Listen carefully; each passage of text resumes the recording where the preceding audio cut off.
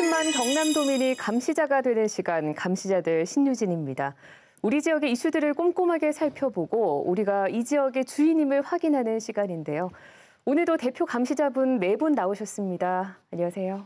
안녕하세요. 네, 안녕하세요. 오늘 MC가 바뀌었네요. 아, 네. 요즘 독감이 유행인데 이하롬 아나운서가 독감 감시는 조금 놓쳤던 것 같아요. 그래서 제가 여러분들의 건강 보호 차원에서 이렇게 나왔습니다. 오늘 감시 잘할 수 있도록 많이 도와주십시오. 오늘 좀 감시 잘 부탁드리고요. 저는 우리 또 안방마님 이하롬 아나운서가 빨리 좀 쾌차를 했으면 좋겠습니다. 그리고 요즘 감기가 유행이잖아요. 또 시청자분들께서도 감기에 또 유의하셔가지고 건강한 또 한 주 보냈으면 좋겠습니다. 오늘이 또 성탄절이기도 한데 그 하늘을 갈무리하는 연말이기 때문에 사람 만날 일도 많고 약속도 많을 텐데 다들 건강에 좀 유의하셔야 될 것 같습니다. 그러게요. 크리스마스 다들 어떻게 보내고 계신가요? 아마 수험생들이 있는 집에서는 그 지난주부터 대학 입시 결과가 발표가 나서 그 결과에 따라서 좀 분위기가 달라질 것 같은데요. 오늘 대학에서 오신 특별한 한 분 소개해드리겠습니다. 창원대학교 건축학과 유진상 교수님, 어서 오십시오. 네, 반갑습니다. 네. 예, 교수님 반갑습니다. 네. 제가 창원대학교 지금 대학원을 다니고 있어서 반갑고요. 지금 보니까 초중고 같은 경우는 방학을 한 곳도 있고 이제 그렇든 안 한 곳도 많더라고요. 근데 지금 대학은 방학을 했죠. 방학을 했는데도 불구하고 뭐 지금 시기가 가장 바쁜 시기라고 말씀을 드린 것 같은데. 네, 지금 성적 처리 기간인데다가 저거 좀 지나고 나면 신입생들 사정해야 되고 졸업도 요건 충족연이 사정해야 되고 그다음에 1월 달에 또 편입 학생들 받아야 되고 그리고 요즘은 저 옛날처럼 학생들이나 교수들이 방학이 편치가 않아요. 지금 아시다시피 스펙 쌓아야 되고 학생들은 스펙 쌓느라고 정신 하나도 없고 교수들도 이제 뭐 잡무들이 되게 많아졌거든요. 그래서 잡무 처리하고 그다음에 논문 쓰고 하느라고 거의 매일 연구실 나오는 분들이 되게 많습니다. 네, 또 창원대학교는 도내 국립대 중에서는 처음으로 기조대 간선제가 아닌 직선제로 이제 총장을 뽑겠다 이렇게 했는데 선거 규정을 바꾸는 과정에서 논란이 좀 있어서 그 내용을 좀 자세히 보고 가겠습니다. 첫 번째 감시 리스트, 총장은 누가 뽑습니까? 입니다. 먼저 여기 총장님 계세요. 강기태 총장님, 누가 뽑아주신 건가요? 저는 총장을 셀프 추천했습니다. 네, 자기 추천제라고 있죠. 왜냐하면 여행대회를 제가 만들었거든요. 그러신가요? 제가 만들고 제가 총장 하겠노라고 해서 그다음 사람들을 모았었죠. 그래서 저는 자기 추천제로 총장이 됐습니다. 자기 추천대로 총장 되신 분과 이 총장 선거에 대해서 모든 걸 한번 알아보도록 하겠습니다. 창원대 총장 선거에서 제기된 논란부터 좀 정리해 주시죠. 그렇죠. 이제 창원대 총장 선거가 내년 1월이나 2월께 이제 진행이 되거든요. 이 총장 선출 방식은 우리가 간선제가 있고 직선제가 있지 않습니까? 간선제는 우리가 추천위원회.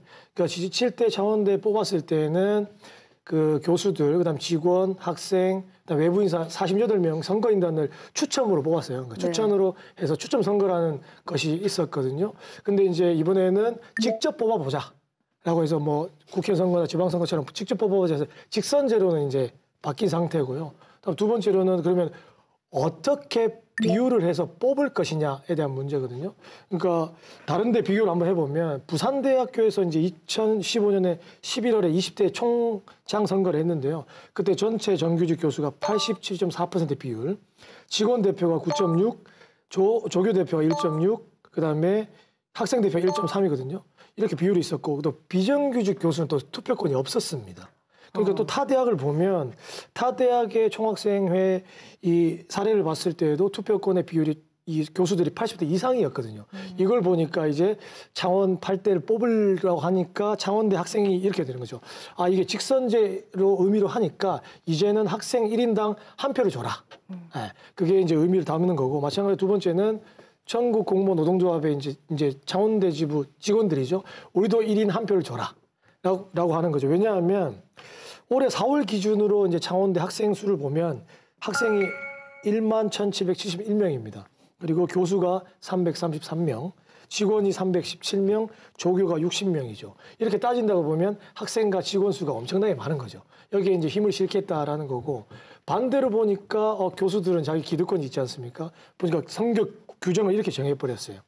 교원과 직원, 조교, 학생 비율을 추천위원회에서 협의해서 제안을 하고 전체 교수회에서 심의해서 정한다라고 이제 일방적으로 단독으로 규정을 해버린 거죠. 그러니까 총학이나 노조 측에서는 교수회는 독단적이고 비민주적인 행위를 즉각 중단하라고 성명 발표를 한 거죠. 그런데 앞으로 이제 8대 총장 선거는 직선제로 뽑겠다라고 이제 구성원들끼리 합의는 했어요. 합의는 했는데 이거와 관련해서 총장 임용 후보와 관련된 규정이 있을 거 아니에요. 이 규정을 예를 들면 각 구성원들끼리 그러니까 이제 교수들, 교직원들, 학생들 또 조교 이렇게 해서 좀 합의를 하기로 했는데 아마 지난 10월 24일 날 교수회에서 좀 일방적으로 규정을 개정하면서 창원대학교는 총장 직선제와 관련된 갈등이 좀 촉발되었다 이렇게 좀 이해를 하시면 될 것 같습니다. 네, 그럼 개정된 규정은 주로 어떤 내용인가요?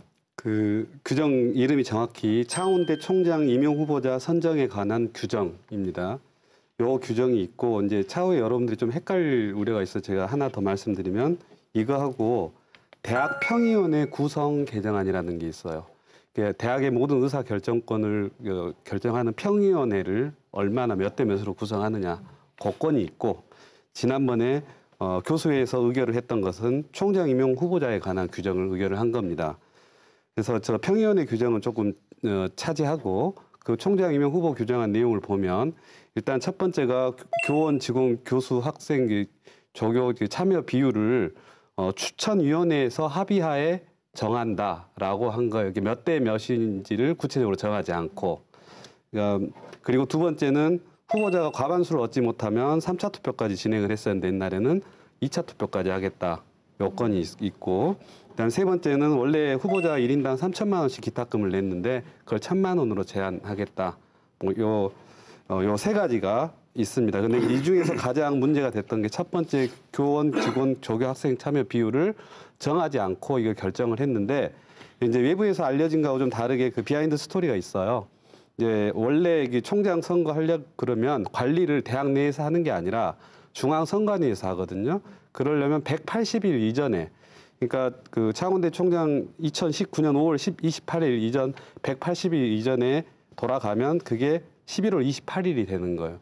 그 이전에 뭔가 결정을 해서 중앙선관위에 관리 위탁을 해야 되는데 그게 이제 그 학생이나 그 노조 이런 쪽에서는 이 차제에 이 구성 비율을 확실하게 못을 박아야겠다. 그러다 보니까 이제 아니다. 교수회 쪽은 이미 이제 일단 직선제를 일단 하자는 걸 제일 중요한 건이니까 일단 못 박아 놓고 차후에 추진위원회에서 비율 같은 건 차차 논의하자. 요게 이제 갈등의 핵심인 거고 그게 이제 결정 나지 못한 상태로 일단 전체적으로 직선제는 한다는 게 그 교수회에서 그 통과시키면서 그게 이제 픽싱이 된 상태입니다. 네. 이제 선거 규정을 정한다는 것은 당사자들에게는 아주 중요한 문제거든요. 맞습니다. 이 당락이 좌우될 수가 있고 이러기 때문에 뭐 당사자나 이런 사람들은 민감하게 이게 반응할 수밖에 없는 그런 상황입니다. 네. 뭐 제가 정치를 이래 해왔습니다만 프랑스 같은 경우는 이제 가반수가 안 되면은 이 결선 투표를 이래 까는데 우리 한국은 이제 예를 든다면은 이 직선제 개헌 이후에 87년도에 첫 대통령 선거를 직선제로 했을 때에 그때 노태우 대통령 후보가 36점 몇 프로를 받았는데 김영삼 후보는 28.03%를 받았거든요. 김대중 후보가 27점, 이 김영삼 후보와 1.1% 정도 차이가 났습니다. 만약에 그 당시에 결선 투표제가 있었다고 한다면은 김영삼 후보가 당선이 됐을 거라 이렇게 이제 정치권에서 예상을 할 수 있는데 이런 뜻, 이 선거 제도가 어떻게 되느냐에 따라서 당락이 완전히 뒤바뀔 수가 있는 그런 상황이기 때문에 당사자들이 좀 민감하게 반응하면서 이렇게 좀 제기를 하는 것 같습니다. 네. 순탄치 않은 과정을 겪고 있습니다. 그래서 창원대학교에 가서 직선제 총장 선거를 앞둔 학교 안의 다양한 목소리를 들어봤습니다.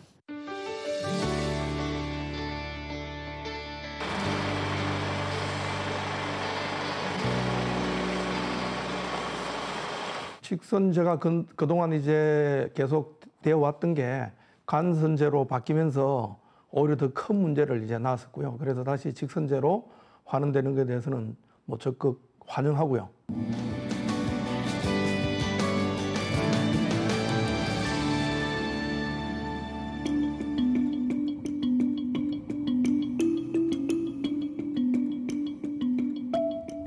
선거를 하다 보니까 선거라 그러면은 다 1인 1표로 직접 비밀 투표로 참여를 해야지 누구는 뭐 80%로 반영을 시키고 누구는 뭐 5%밖에 반영 안 되냐 하는 이제 이런 주장을 합니다. 총장이란 것은 교육과 연구를 어떻게 효율적으로 책임질 거냐 하는 사람을 뽑는 거지. 그렇다 그러면은 교육에 대한 대학 교육의 전문가인 교수님들이 가장 잘 압니다. 그런 교수님들이 그 총장을 결정할 수 있는 그런 비율은 유지돼야 된다고 봅니다.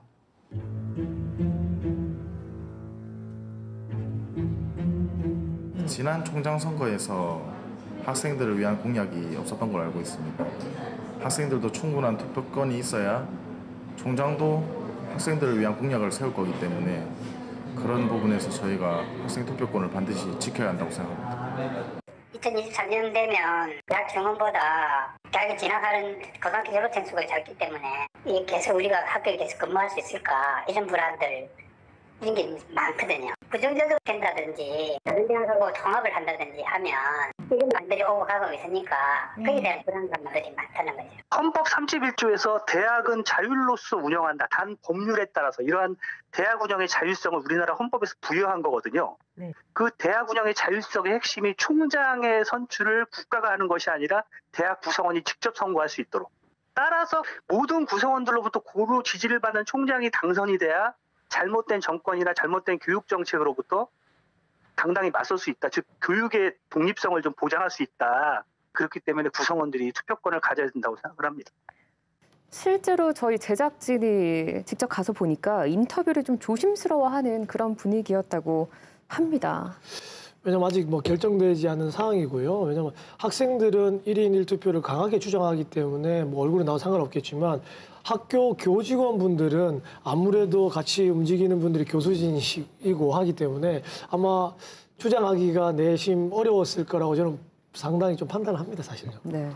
근데 예를 들면 1인 1표제로 도입할 것 같으면 학생들이 1만 명이 넘어가 버리니까 총장 선거가 곧 총학생 회장 선거와 비슷한 그렇죠. 이런 개념이기 때문에 그래서 그렇게 가는 걸 저는 무리점이 있다 보고 구성원들끼리 적정한 비율을 어떻게 서로 합의해서 만들 거냐에 대한 이것이 가장 중요한 문제라고 보여집니다. 맞습니다. 그리고 협의가 안 되지 않습니까, 사실? 그러니까 이제 이게 좀 시간이 어렵죠. 걸리더라도 협의를 해내야 되죠. 그게 민주적이고 이게 진리의 상하탑이라는 대학 내에서 이걸 못 한다면 어디에서 해내겠어요? 아니면 학생들은 1인 1투표제를 계속 고수할 것 같은데요. 아니면 교수들의 입장은 어떻습니까, 사실? 저 궁금하거든요, 사실요. 지금 투표 비율 관련해서 이야기를 한다 그러면 우선 좀 살펴볼 게 다른 전체적으로 평균 수치를 좀 볼 필요가 있는데 전국적으로 교수 비율이 한 80%, 학생 공무원 합해서 한 20% 정도, 20%가 좀 못 되는 수준입니다. 그래서 이제 그 이유가 있겠죠, 아무래도. 그러니까 일단은 너무 이렇게 급작스럽게 변하는 데 대한 어떤 완충을 다들 의식하고 있기 때문에 그곳에서도 일방적으로 그렇게 80대 20으로 정해진 게 아니라 서로 합의하에 그렇게 조금씩 조율돼가고 있는 거고, 특히 이제 대학 총장 선거가 이제 일반 선거하고 동일시될 수 없는 이유가 있어요. 교육공간이라는 특수성이 있는 데다가 이제 뭐 예를 들면 이런 거죠. 이게 사실 교직원들은 주어진 예산을 집행하는 데 최선을 다하면 되고 학생들은 공부하는 데 최선을 다하면 되는데 교수들은 좀 입장이 다르다는 거. 교수들은 그 연구비를 따와야 되고 기획서를 써야 되고 또 로비하러 다녀야 되고 다시 그걸 가지고 또 연구 결과물을 내야 되기 때문에 좀 더 복합적인 어떤 사고를 하고 있어요. 그래서 대학 발전에 대해서 좀 더 복잡하고 다각적인 시선을 가지고 있기 때문에 그게 이제 뭐 1대1로 표를 한다는 게 좀 무리수가 있다고 판단이 됩니다. 근데 저는 80% 이상은 절대적으로 보거든요. 네. 상당히 많은 비용이죠. 왜냐하면 학생 수 비례, 교수들의 비례를 따져보더라도 80%는 너무 강한 거 아닌가. 가장 낮은 게 상지대거든요. 상지대도 그거 낮았다 해도 70% 정도 되기 때문에 저는 이 비율을 더욱더 좀 낮춰야 된다고 보거든요. 저는 50% 정도까지도 낮춰도 충분히 가능하다.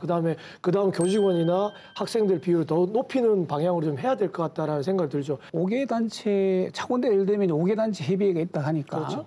한 개 단체에서 사실은 80%를 점해버리면 그 한 개 단체가 사실은 총장을 선출하는 모든 권한을 다 행사한다고 봐도 무방한 거거든요. 그러면 나머지 4개 단체는 들러리밖에 안 되는 거잖아요. 그런 측면에서 보면 민주적인 측면에서 보면 굉장히 부적절한 부분들이 있어서 제가 보기에는 한 단체가 50% 이상을 가져가는 거는 좀 문제가 있다고 생각을 해요. 우리 강 총장님은 이제 그 내년 입학생 의식에서 굉장히 그쪽으로 하시는 것 같은데요.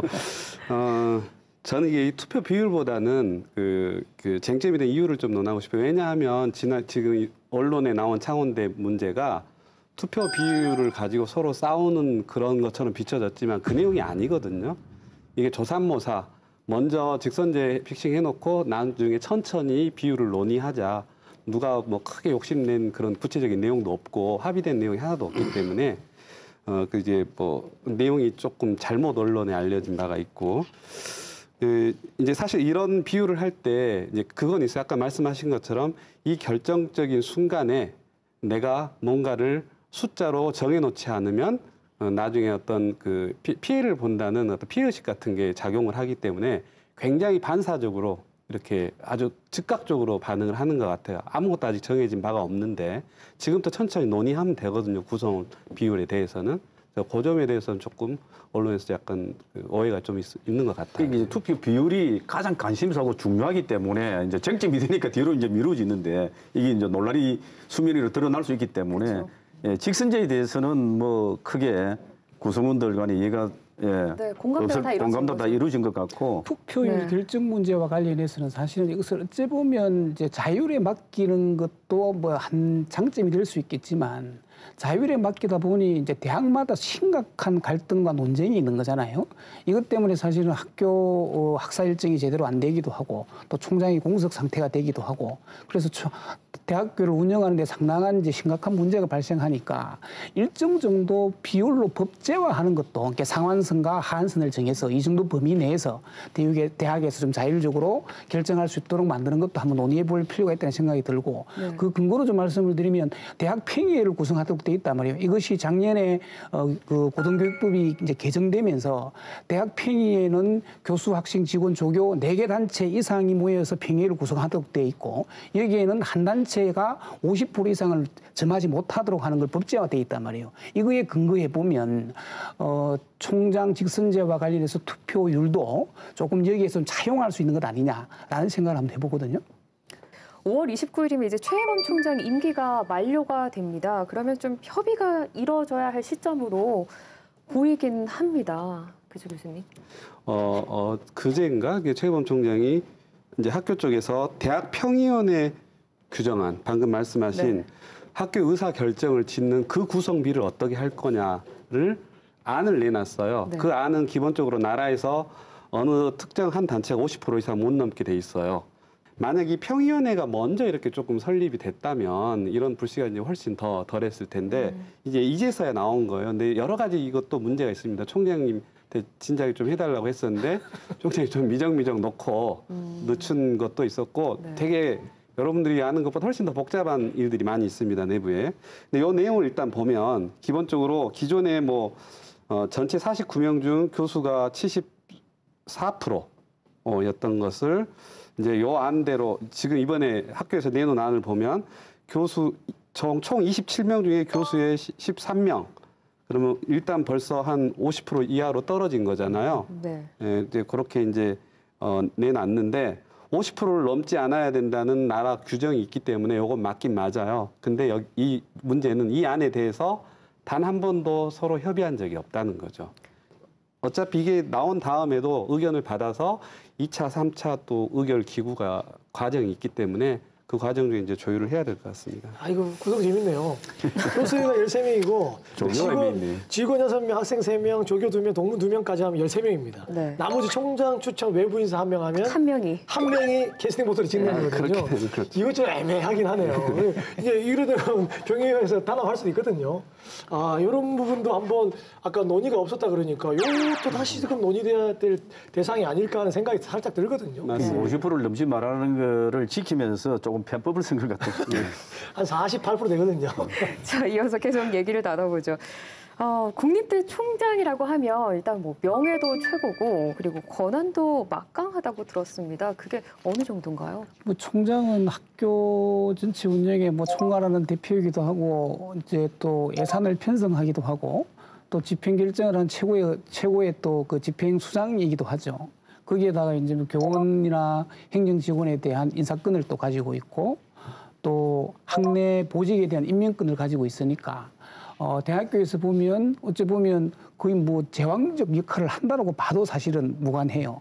이렇게 엄청난 권한을 가지고 있기 때문에 총장 선거와 관련해서 경쟁도 치열하고 또 학교 구성원들끼리도 누구를 총장으로 만드는 것이 나에게 유리할 거냐에 대한 관점으로 되기 시작하면 이게 총장 선거가 굉장히 그 갈등이나 또 논쟁의 중심으로 빨려들 가능성이 있다라고 저는 생각을 합니다. 네. 대학 안에 계신 분은 또 총장의 권한 느끼시는 게 또 좀 다를 것 같기도 해요.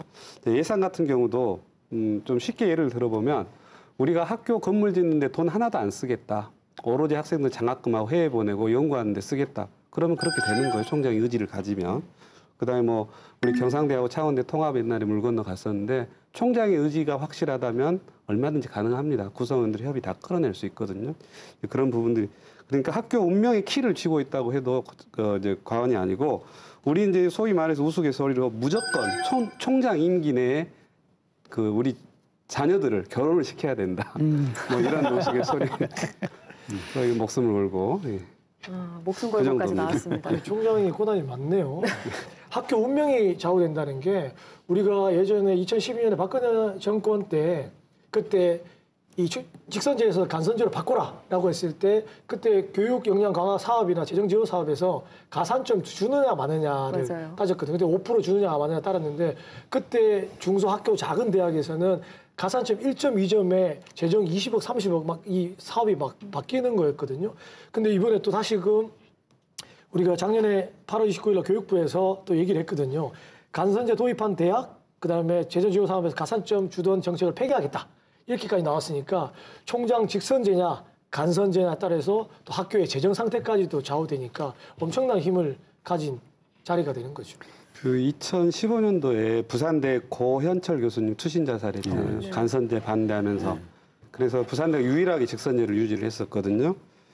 굉장히 의미 있는 어떤 사건이었고 지금 사실 도내 4개 국립대 모두 다 간선제로 총장이 선출된 상태고 창원대가 지금 최초이기 때문에 굉장히 중요한 시점인 것 같아요. 선례를 남겨야 되고 뭐 아까 여러분들 말씀하신 것처럼 충분히 수기해서 어떤 좋은 어떤 표본을 남겨야 될 것 같아요. 근데 일단은 직선제 선거에 대해서는 모두 일단 공감대가 어느 정도 다 이루어진 상황이긴 하잖아요. 네, 그렇죠?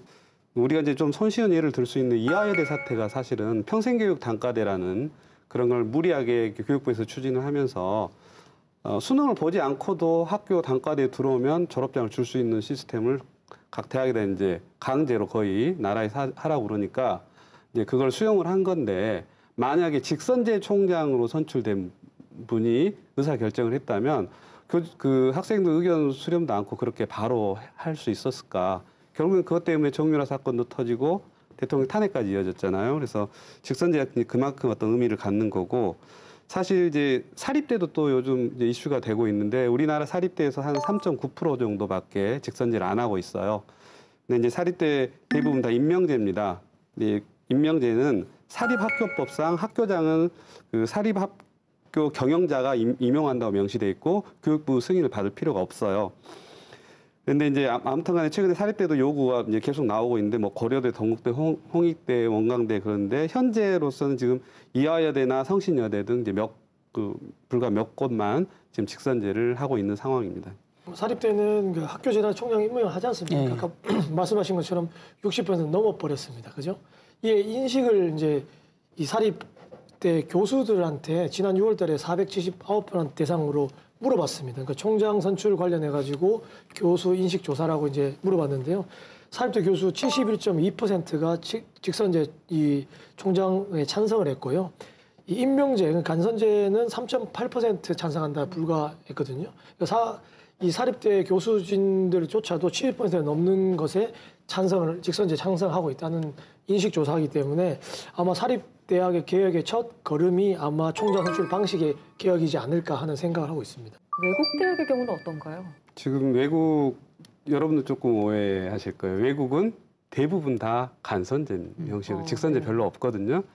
근데 이제 사실 우리나라의 독특한 상황을 좀 이해할 필요가 있는데 사실 그 전두환 정권 이후에 1990년부터 우리가 직선제 이제 굉장히 어렵게 직선제를 따왔기 때문에 대학 총장 직선제라는 것은 어떤 민주주의의 상징 같은 게 됐고 이제 그걸 조금 하다가 그렇게 이제 많이 못한 상태에서 또 이제 이명박 박근혜 시절 거치면서 또 간선제로 변했단 말이죠. 그래서 그때 그 직선제의 어떤 충분한 맛을 느끼지를 못한 거예요. 그래서 외국의 사례 보면 간선제나 이렇게 해야 영국에서 해야 맞는데 지금 이 상황이 결국은 그 전에 몇십 년 전 상황하고 이제 비슷하기 때문에 직선제에 대한 열망이 확 이제 끌어오르고 있는데 이번에는 지난번에 직선제 했을 때는 아까 말씀하신 것처럼 되게 비리나 이런 것들이 많았잖아. 학연, 지연, 금품 선거.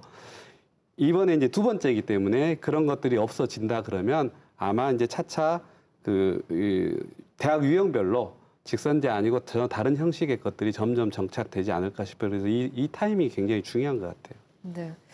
창원대 총장 선거 이후에도 또 다른 대학의 선거들도 쭉 이어진다고 돼 있습니다. 그렇죠? 지금 뭐 경상대라든지 진주교대, 경남가기대 네. 이런 같은 경우는 이제 창원대 선거 결과를 주시하고 있거든요. 그 타 대학에서 아마 창원대학이 어떤 형태로 직선제를 이렇게 정리를 해나가는가 이걸 보면서 사례를 보면서 자기들이 준비를 하고 있으니까 그런데 뭐 그런 대학은 아직 교수 평의회도 아직 못 만드는 것 같아요. 그래서 이 창원대를 보고 자기들이 해나가려고 하는 거 아닌가 이렇게 보고 있습니다. 교육부도 조금 너무 이렇게 왕창 자유권을 줄 게 아니라 가이드라인 정도는 조금 이게 좀 제시를 해주면 좋겠어요. 너무 이 정권 바뀔 때마다 휙휙 바뀌니까 또 대학이 혼란스러운 게 분명합니다. 네. 이 선거라는 것이 그 집단의 대표자를 뽑는 일입니다. 그래서 그 과정을 지켜보면 의견을 어떻게 반영을 하고 있는지 또 민주주의의 뿌리가 내려지고 있는지를 알 수 있는 척도이기도 합니다. 그래서 이 총장 직선제로 돌아온 우리 도내 국립대가 좀 말씀하신 것처럼 협의와 상생의 과정을 거쳐서 우리 모두가 인정할 수 있는 그런 지성의 장으로 거듭나기를 기대해 보겠습니다.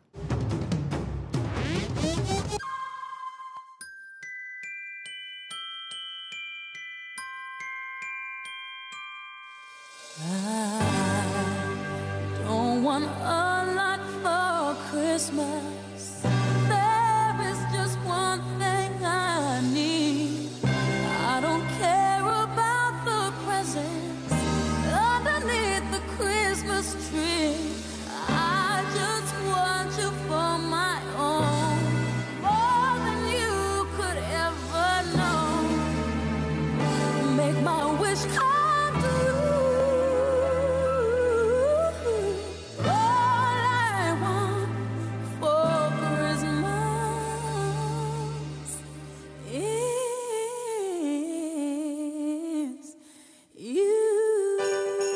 최근 창원의 한 예식장 앞에서 때 아닌 시위가 이어지고 있습니다.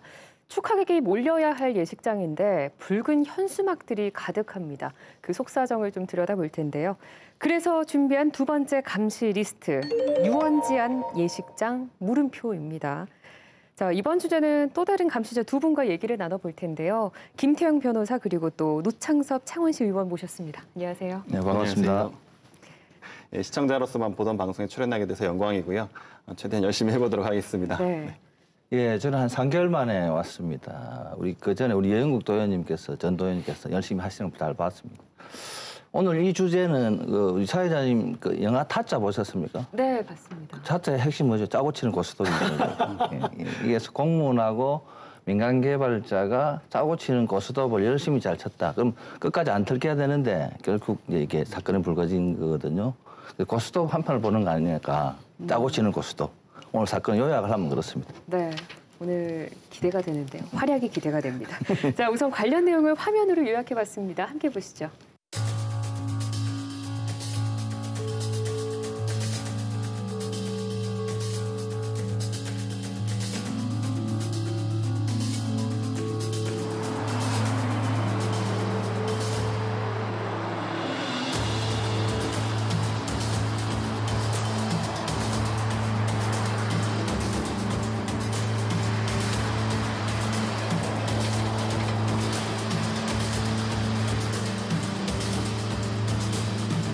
도시계획 시설을 하면서 주차장 면적을 10,000평방미터 정도 줄여서 전체를 맞추기 위해서 줄이고 거기에 상응하는 부지만큼을 건설 건전과 거기에서 웨딩 앤 컨벤션을 지을 수 있도록 전체 부지를 맞춰줬습니다. 집가 상승에 의한 개발 이익이 생기기 때문에 그건 특혜 중에 특혜라고 보죠. 그 받은 것도 이제 와서 드러나는 거지만은 상당히 허위 사실, 그죠? 위조된 것이 굉장히 많습니다. 필지가 똑같아요. 심지어 연락처가 뭐 주소가 없는 것도 있고. 수술하면 그게 어떻게 그냥 주는 대로 700명입니다 하는 주는 대로 그냥 주고 공무원이 그냥 들어왔네? 들어왔으니까 주민들 반대는 없어. 그럼 주민 공청회도 안 했죠. 아무것도 안 했습니다.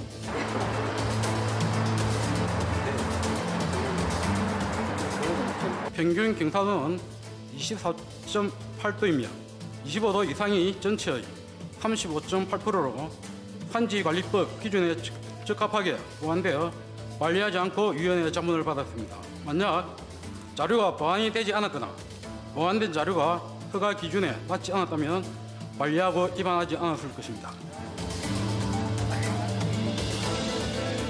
이게 600개가 바퀴가 있는데 이게 한 개가 몇 톤을 잡느냐면 약 40톤을 잡습니다. 이 흙이 이 무너지가 내려온다고 가정을 했을 때 이 600개가 전체를 딱 잡고 있을 거 아닙니까?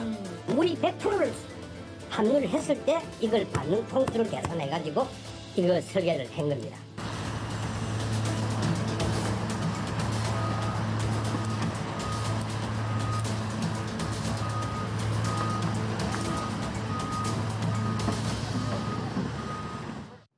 네, 이 봉암 수원지 주변의 둘레길이나 이런 분위기들을 보면 여기 예식장은 좀 뜬금없다 싶은데 예식장 위치가 정확히 어딘가요? 이 마산수 해운구 봉암동에 있죠. 산 몇 번지입니까? 그게? 36번지. 예. 7,297평방미터에 지상 5층, 지하 5층, 지상 6층의 예식장을 건축 중인데 이미 공정률이 95% 정도 넘었다고 합니다. 네. 그리고 뭐 이 업체에서는 뭐 1월 중에서는 영업을 바로 실시하겠다고 광고도 하고 있는 그런 상황인데 아마 시민주권연대에서는 이에 대한 인허가 과정의 비리에 대해서 경찰에 고발을 수사를 촉구하고 있는 그런 상태입니다. 네. 근데 궁금한 게 유원지라고 하면 일단 시민을 위한 공공자원인데 여기에 예식장이 들어서는 게 가능한 건가요? 네, 결론부터 말씀드리면은 지을 수는 있다고 말씀드릴 수 있습니다. 흔히 이제 국계법이라고 하시는 국토의 계획 및 이용에 관한 법률에 따라 위임을 받은 국토교통부령 도시계획시설의 설치 기준에 관한 규칙에 보면은 그 유원지 내 특수시설로서 동물원, 식물원, 공연장 등과 함께 예식장을 규정은 하고 있습니다. 그래서 관계 법령상 유원지 내에 예식장을 짓는 것은 일단은 가능하다고 볼 수는 있습니다. 그런데 그 함께 나열되어 있는 방금 말씀드린 뭐 동물원이나 식물원 그리고 그 밖에 전시장, 온실, 수목원 같은 것들이 이제 규정이 되어 있거든요. 이런 것들을 보면은 과연 이 사건 건물과 같이 대형 건물 형태의 예식장을 유원지 내에 짓는 것이 입법 취지인지는 좀 의문입니다. 당초에 이 봉암유원지는 1998년부터 마산시 시절부터 활용 디즈니랜드에서 복합 개발을 추진해서 그다음에는 여러 가지 사업권이 없다 해서 포기를 했고요. 그다음에 마산 시내가 통합 자금시가 출발하면서 박안수 전 시장 시절에도 개발을 추진했었습니다. 2012년부터 시작해가지고. 근데 그게 골프장, 골프 연습장, 예식장, 기타 등등 여러 시설이 과연 이 사항성이 있느냐 이렇게 해가지고 논란하다 결국 다 무산되고 골프장 입장에서 다 무산되고 기존의 쉼터라든지 강장이라든지 녹지라든지 이거 일제시대에 만든 옛날 일본인을 먹을 수 있는 수원지가 있습니다. 100년이 넘은 그 수원지를 보존하는 원칙 하에 그대로 보존하는 것으로 결론이 났는데 2015년 안상수 전 시장이 취임하면서 이 상황이 새롭게 완전히 반전된 것입니다. 이게 지난번에 우리 아티움시티나 얘기했을 때 우리 파령동 땅, 노른자 땅 헐컵에 넘겨줬지 않습니까? 이 마찬가지로 자연 녹지 구역에 상업시설 들어가면서 이 평당 보니까 이게 아까 뭐 4,000원, 12,000원 해가지고 수백만 원 올라갔지 않습니까? 그렇습니다. 제가 여기에 건물 살 거 그랬어요. 그죠? 그때 몰라가지고 마찬가지로 이게 예식장 규모도 가장 차원에서 가장 큰 거를 짓는다 그러는데 수익이 얼마나 할 것 같은데 변호사님 어느 정도입니까? 네, 뭐 현재와 비교하면 그 차익이 매우 큰 것도 사실이고요. 또 그 부지를 매입하게 된 시기도 굉장히 공교롭습니다. 그 사업자가 2010년에서 2012년경에 일대 땅 7,300 7,297제곱미터죠. 7,297제곱미터입니다만은 그것을 그 말씀하신 것처럼 12,000원에 사드렸습니다. 굉장히 싼 값이죠. 근데 그 매입이 딱 마무리될 쯤 무렵에 공교롭게도 창원시가 유원지 조성 계획 타당성 조사와 기본 계획 수립 용역을 시작을 합니다.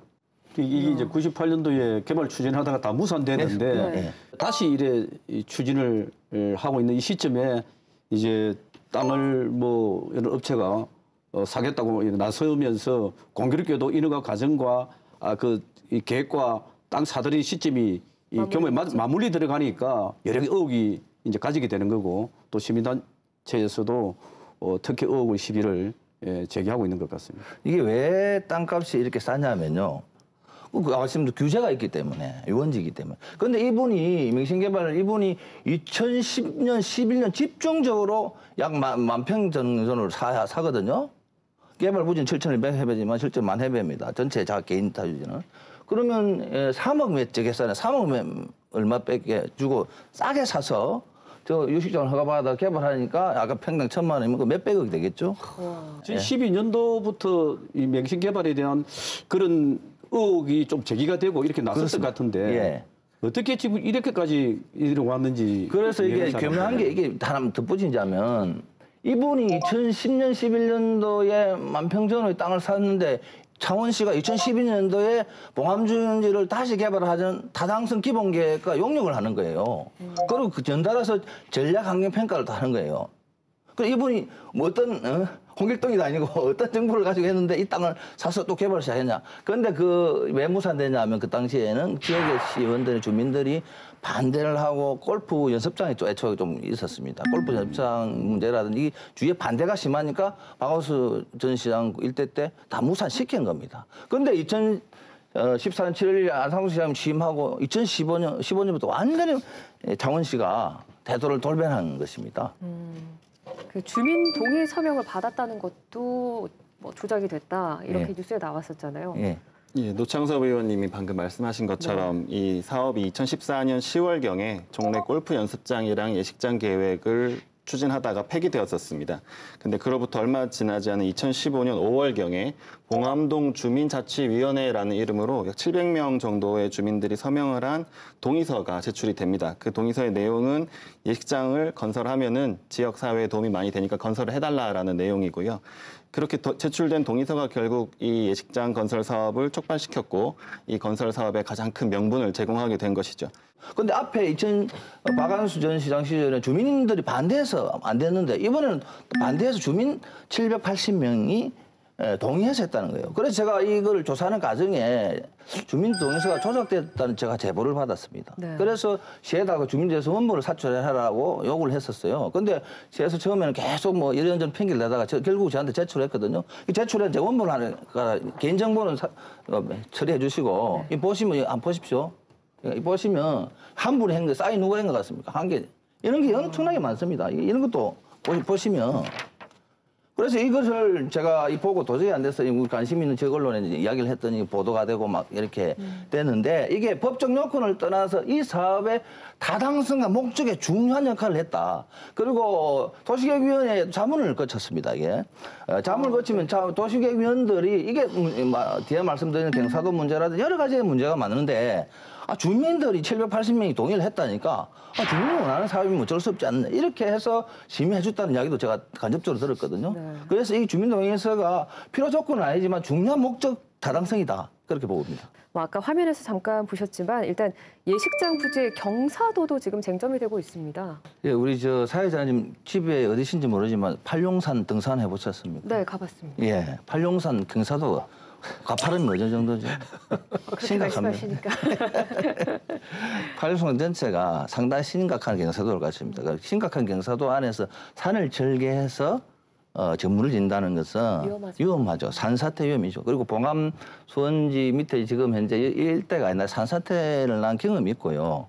명신개발 측에서 사유지를 사서 일부 옹벽에 산사태가 나서 벌금 500만 원 대표 또는 개인 1,000만 원 해운구청의 고발로 이런 경험이 있는 땅 부지 부근이었습니다. 산지관리법 전용 허가를 받으려면 두 가지 충족 요건을 해야 돼요.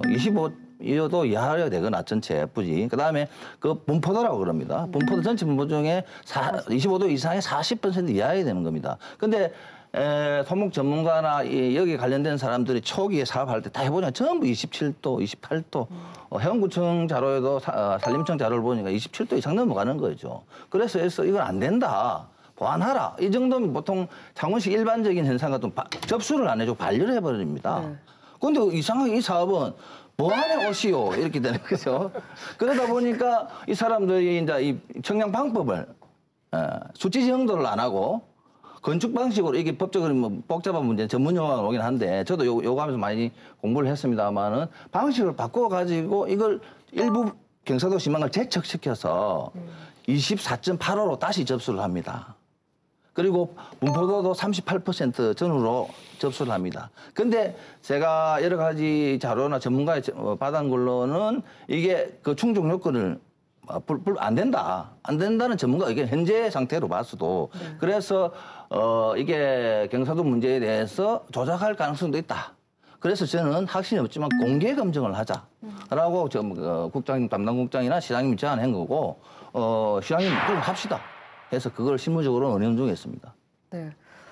아니 일단 뭐 위법한 걸 떠나서 말씀하신 것처럼 산사태가 발생한 적도 있는 곳에 이렇게 해버리면 굉장히 위험한 일인데 만약에 경찰 수사에서 이런 것들이 좀 드러나면 진짜 문제가 있다라고 의혹이 드러나면 어떻게 되는 건가요? 이 수사 결과 지금 말씀드리고 있는 의혹들이 사실로 드러난다면 산지관리법 제20조에서는 보통은 이제 취소할 수 있다, 혹은 뭐 목적 사업의 중지를 명할 수 있다 이렇게 의미로 할 수 있게 규정을 하고 있는데 이 거짓이나 부정한 방법으로 산지 전용 허가를 받은 경우에는 반드시 하게끔 되어 있습니다. 그러니까 원상회복이 원칙이라는 거죠. 취소가 원칙이고 그래서 결국은 의혹들이 사실로 드러난다면 허가는 취소되어야 하고 사업은 중지되어야 하는 것이 맞습니다. 이게 이제 한두 차례도 아니고 전임 시장 때 수차례 개발 계획을 잡고 검토를 하고 이래가지고 해당 사항이 안 되고 산지 경사도가 높고 또 여러 가지 주민들의 반대와 이런 것 때문에 하지 못했는데 그 경사도라는 것이 뭐 자연적으로 있는 건데 하루아침에 그 낮아질 리도 없고 이 상당히 의혹을 안 가질 수 없고 뭔가 이 공직자들이 제대로 이 경관을 보존하고 또 보존 관리를 제대로 하고 있었는지 참 이 의혹을 안 가질 수 없습니다. 왜 굳이 창원시 안상수 전 시장 때 이런 일이 많이 일어났을까 하는 거 늘상 계속 의혹이 있는 부분이고요. 왜 그때 SM타운이고 이것도 마찬가지고 왜 검증을 조금 부실하게 할까? 왜 좀 편의성을 좀 많이 봐주는 걸까? 왜 의회도 공청회 없이 통과시키고 이렇게 했을까? 서류를 면밀하게 왜 검토하지 않았을까? 그냥 계속적으로 특히 시비가 계속적으로 일어나는 거잖아요. 이런 부분에서 저는 계속 안타까운 마음이 들고 왜냐하면 그 유원재 예식장이 생기면은 편의시설은 누구한테 가는 겁니까 그게? 그래서 우리 강기태 총장님 SM 이야기 하시니까 제가 이제 뭐 시장이 바뀌고 검증단에 있습니다. 조만간에 그 실체가 드러날 겁니다. 기대해 주십시오. 왜냐하면 저도 걱정이 되는 게 왜냐하면 또 이번에 요 지금 부지 얘기하다가 우리 지난번에 각 1억씩 노창 산업시의원하고 김종수 시의원 저 창원시로부터 각 1억 원씩 손해배상 받지 않습니까? 오늘 걱정이 없네요. 이것도 SM8 왜냐면 오늘 변호사님 같이 계시거든요. 그래서 크게 문제 없습니다. 저는. 이게 이제 일반적으로 SM터널도 마찬가지고 옆에 팔룡터널도 마찬가지고 여러 가지 우리가 사업을 창원시가 민자를 유치한 사업을 합니다. 민자개발법에 의해서 그런 반대급부로 반드시 20년 마창대교도 30년 기부 체납이지 않습니까? 팔룡터널도 마찬가지고 여러 가지 있을 때 그거 이익을 충분히 내고 그 나머지는 또 기부를 체납한다든지 그 이익 중 일부를 공공을 위해서 낸다든지 개발을 낸다든지 이렇게 합니다. 그리고 제가 이 조사를 가져보면 대구 비슷한 사례더라고요. 대구 수성구의 유원지에 획장 허가를 해주면서 도로를 위한 50억을 기부한 사례도 있더라고요. 근데 창원시는 전혀 이런 거 없이 말 그대로 민간에게 특혜라는 특혜는 다 준 거죠. 이게 이미 2012년부터 맹신개발에 대한 의혹을 가지고 있었고 그리고 시민단체나 주시를 하고 있었고 또 전임 시장들이나 전임 있을 때도 계속 올라왔을 때 다 이래 안 됐던 건데 이거 참 도저히 이해가 안 가는데 지금이라도 이 창원시에서 여기서 어떻게 했었든지 간에 공적으로 활용할 수 있는 방안들을 협의를 통해서 지금이라도 찾아내야 된다. 그렇게 이야기를 하고 싶습니다. 네, 오늘 감시자도 굉장히 뜨겁습니다. 보니까. 그런데 문제가 되는 게 지금 이 예식장에서 이미 결혼식이나 돌잔치 예약을 받고 있더라고요. 만약에 나중에 문제가 돼서 준공 승인이 나지 않는다거나 뭐 임시 사용 허가가 아예 안 나면 2차적으로 이분들의 계약 상황은 어떻게 또 뭐 피해가 분명히 날 텐데 보상이 가능할 건가요? 예, 뭐 예식을 못하게 되면 법이론적으로 당연히 재산적인, 정신적인 손해배상을 청구할 수는 있습니다. 근데 사실 양 당사자에게는 생애 한 번뿐인 결혼식이잖아요. 근데 맞아요. 그 결혼식을 결국 제대로 못하게 된다면, 결혼을 망치게 된다면 그 보상이 무슨 의미가 있겠습니까? 그래서 일단 앞으로는 관에서 사용 승인을 어떻게 받아줄 것인지 그 상황을 좀 지켜봐야 할 것 같습니다. 앞에 말씀드린 대로 이 사건에 있어서 여러 가지 문제가 있지만 가장 문제는 불법 소지입니다. 주민동의서의 불법. 두 번째로 지금 의혹이 되고 검증을 앞두고 있는 경사도의 문제입니다. 경사도는 생명과도 끼는 산소태와 관련된 문제이기 때문에 이 반드시 공개 검증을 해야 되는 거고요. 지금 현재 공개 검증 업체, 세계 업체하고는 뭐 창원시하고는 협의가 완료됐는데 문제 쟁점이 뭐냐면요. 이게 어떤 기준을 할 거냐. 값이 어떤 기준을 따라서 이게 달라질 수 있기 때문에 일반적으로 법에 산지관리법에는 수치 정도를 가지고 5,000대 1 또는 1,000대 1로 하게 되어 있습니다. 그런데 창원시 는 처음에 수치지원 이렇게 맹신개발 쪽 협의된 자료를 보니까 수치 정도는 안 나오니까 공공청량 방식으로 했더라고요. 이 공공청량 방식은 이게 이제 법조안을 제가 가져왔는데요. 특별한 경우 예외적으로 할 수 있습니다.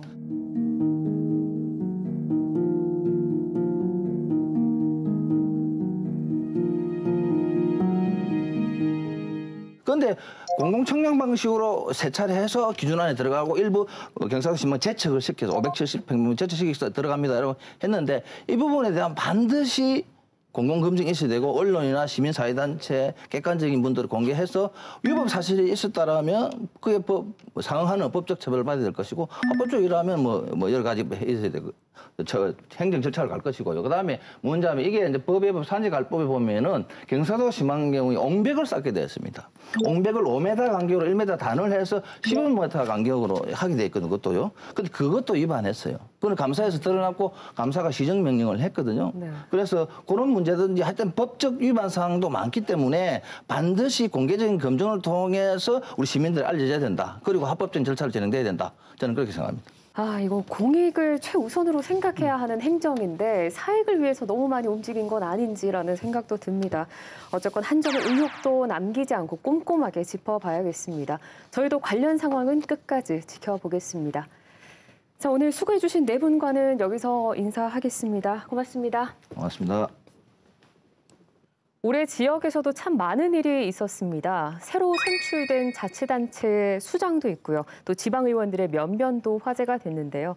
그리고 그들의 행보에 우리는 기대를 걸기도 했습니다.